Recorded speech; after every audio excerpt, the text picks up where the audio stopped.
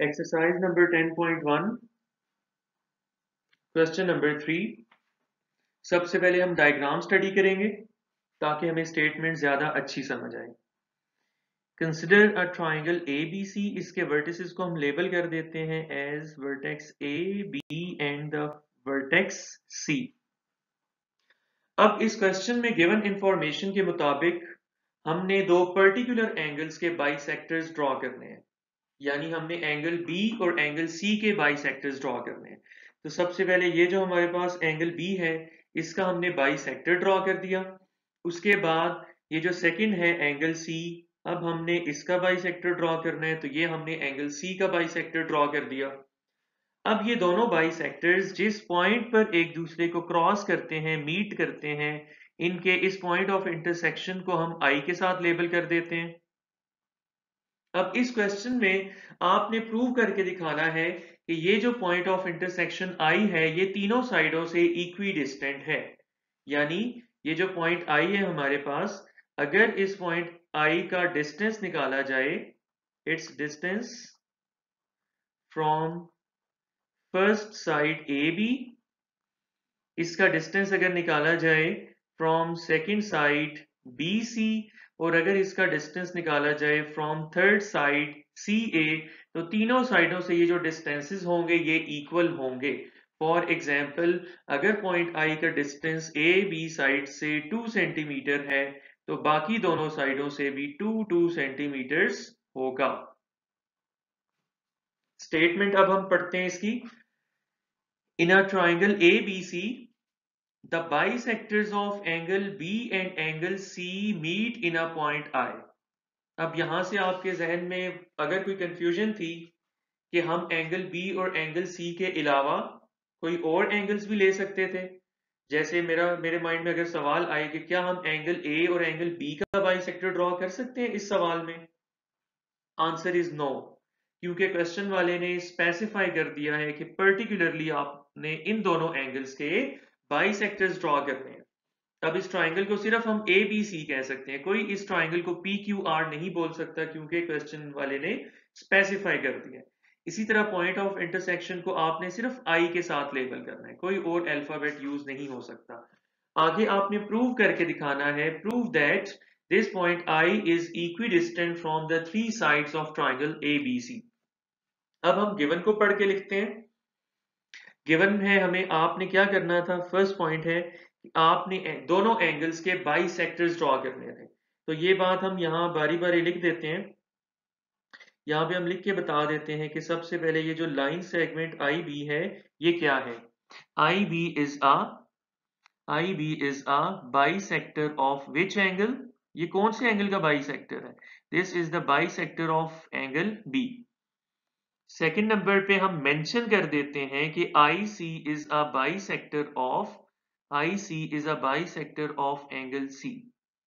Third point पे हम बता देते हैं कि इनका पॉइंट ऑफ इंटरसेक्शन क्या होगा, तो हम लिख देते हैं the two bisectors, both bisectors IB and IC will meet या cross each other at the point I। उसके बाद अब क्वेश्चन में देखो, चूंकि आपने प्रूव करना है इक्वी डिस्टेंट इनको, यानी इनका जो डिस्टेंस होगा, पॉइंट I का जो डिस्टेंस होगा तीनों साइडों से वो इक्वल होगा।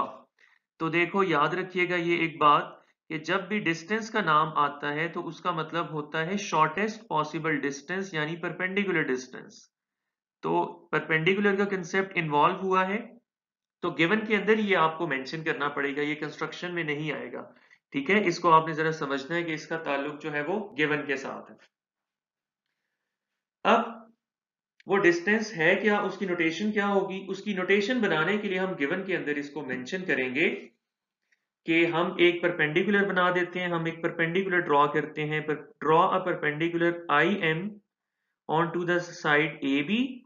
ठीक है, इसको पहले डायग्राम पे हम समझ लेते हैं, मैं जरा कलर चेंज कर लूं इसका। देखो पॉइंट I से साइड AB के ऊपर एक परपेंडिकुलर आपने ड्रॉ कर देना है। ठीक है, यहां से एक परपेंडिकुलर आपने ड्रॉ कर दिया तो ये एंगल 90 होगा। इस परपेंडिकुलर को हमने लेबल कर दिया परपेंडिकुलर आई एम। फिर इसी पॉइंट आई से नीचे की तरफ आपने एक परपेंडिकुलर लेकर आना है और इस परपेंडिकुलर को भी हम लेबल कर देते हैं as the perpendicular I N. ठीक है, तो यहाँ पे हम लेबल कर देते हैं ये एंगल भी 90 डिग्रीज होगा। इसी तरह इस पॉइंट ऑफ इंटरसेक्शन आई से थर्ड साइड के ऊपर ए सी के ऊपर भी एक परपेंडिकुलर ड्रॉ होगा। इस परपेंडिकुलर को फॉर एग्जांपल हम लेबल कर देते हैं एज पॉइंट आई एल। तो इन तीनों बातों को यहाँ पे हम लिख भी देते हैं।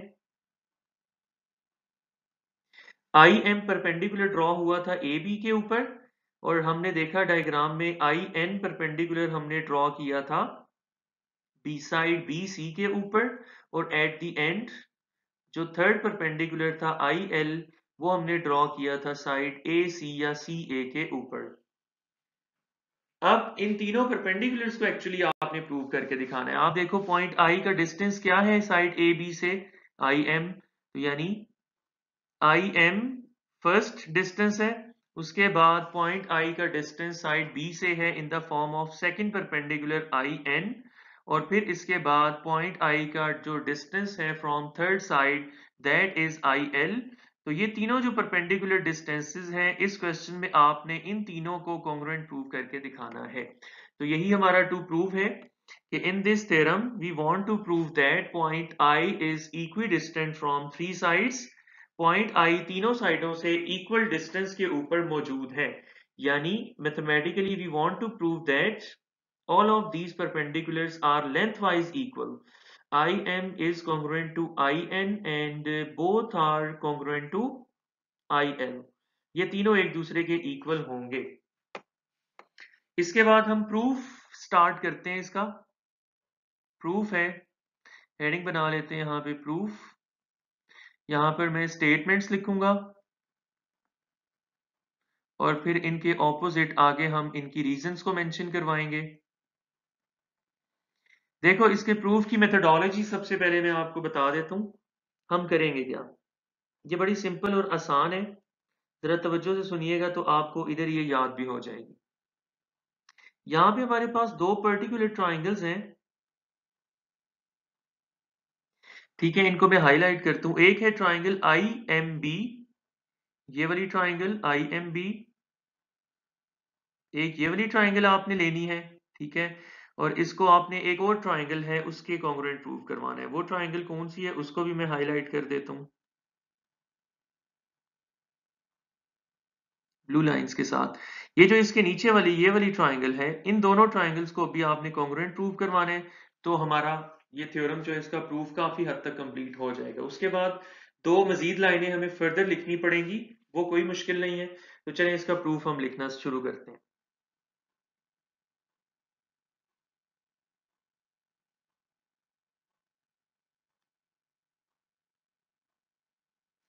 तो इन दोनों के ट्राइंगल्स की करस्पॉन्डेंस लिखते हैं हम सबसे पहले। In correspondence between triangle IMB and second triangle is INB and triangle INB। इन दोनों की करस्पॉन्डेंस में आपने देखना है कि इनके कौन कौन से एलिमेंट्स इक्वल हैं।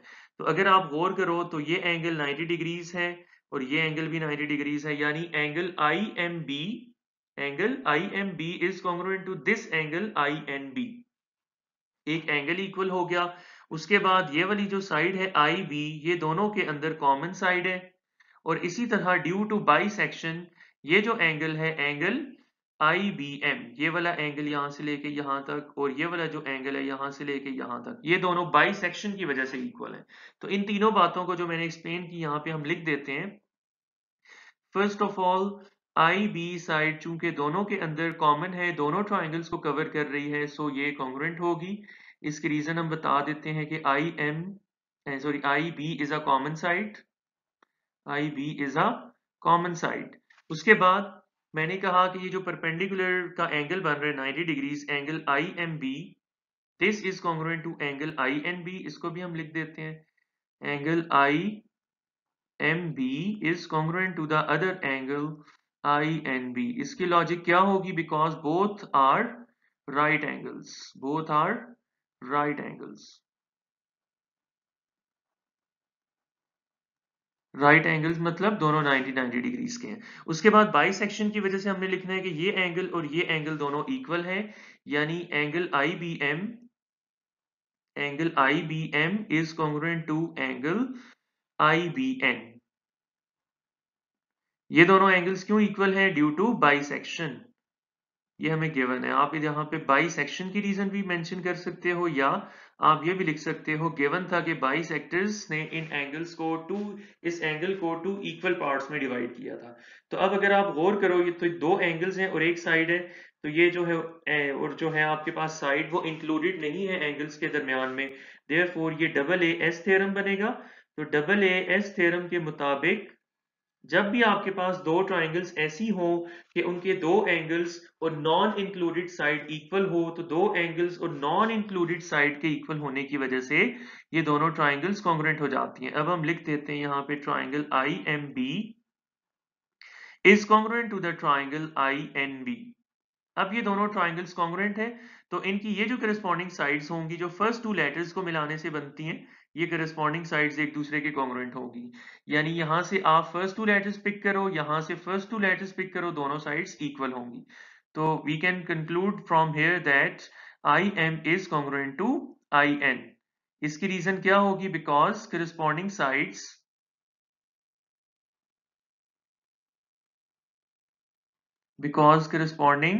Sides of congruent triangles are also congruent। इसको हम कह देते हैं इक्वेशन 1। ठीक है। अब ये जितनी बातें हमने सारी बातें अभी लिखी हैं ऊपर, स्टेटमेंट्स और रीजंस, इन सब बातों को अगर हम सेकंड पेयर के लिए प्रूव करें, यानी अभी हम एक और, ये देखो एक ट्राइंगल ये अगर हम लें और दूसरी ट्राइंगल इसके नीचे जो मौजूद है ये वाली ट्राइंगल लें, तो by the similar method and similar procedure we can conclude that by the similar procedure we can conclude that triangle ILC is congruent to the triangle INC। ठीक है। इसके आगे रीजन क्या लिखोगे? Same procedure as above. इसको आपने दोबारा से अलहदा से स्टेटमेंट्स और रीजन सारी लिख लिख के दोबारा से प्रूव नहीं करना, क्योंकि जो मैथ्स के प्रूफ के अंदर सिमिलर स्टेप्स होते हैं उनको ये एक वर्ड सिंगल वर्ड लिख के सिमिलरली करके उनको लिख दिया जाता है, रिपीट नहीं किया जाता। रेपिटिशन इज नॉट अलाउड, और अच्छी बात है, आपका टाइम भी सेव होगा। अब अगर ये दोनों ट्राइंगल्स कॉन्ग्रुएंट हैं, सिमिलर मेथड के जरिए हम प्रूव कर सकते हैं, तो इनकी भी करस्पॉन्डिंग साइड्स इक्वल होंगी। तो यानी हम यहाँ पे लिख सकते हैं I L is congruent to I N. इसकी रीजन हम क्या देंगे? सेम, यानी they are also the corresponding sides of which triangles? Congruent triangles। Okay. अब आप इसको हम कह देते हैं इक्वेशन नंबर 2। अब आप देखो फ्रॉम इक्वेशन नंबर 1 एंड 2, देखो क्या चीज कॉमन है? आई एन कॉमन है। तो इक्वेशन नंबर 1 में को सबसे पहले मैं यहां रिकॉल करके लिखता हूं कि I M is congruent to I N. ये मैंने इक्वेशन नंबर 1 लिखी। अब इसको कनेक्ट करेंगे, हम ज्वाइन करेंगे इक्वेशन 2 के साथ।